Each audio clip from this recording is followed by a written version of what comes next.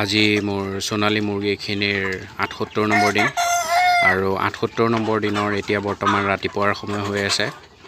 ৰাতিপুৱা বতৰটো যথেষ্ট বেয়া, পোহৰৰ অভাৱত বেলেগকৈ লাইট জ্বলাই ল'বলগীয়া হৈছে আপোনাৰ মুৰ্গীখিনিক পানী দিয়া সময়ত।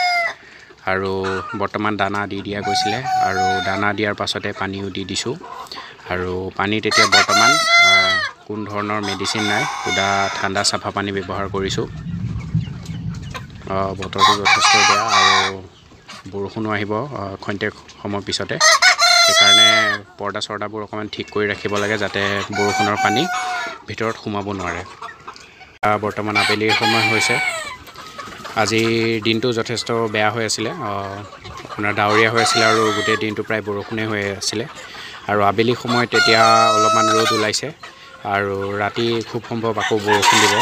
সেইকাৰণে ৰাতি আধা পৰ্দা পেলাই থ'ব লাগিব যাতে ভিতৰলৈ বৰষুণৰ পানী নপৰে, নহ'লে বিভিন্ন ধৰণৰ বেক্টেৰিয়াজনিত বেমাৰ হোৱাৰ সম্ভাৱনা থাকে।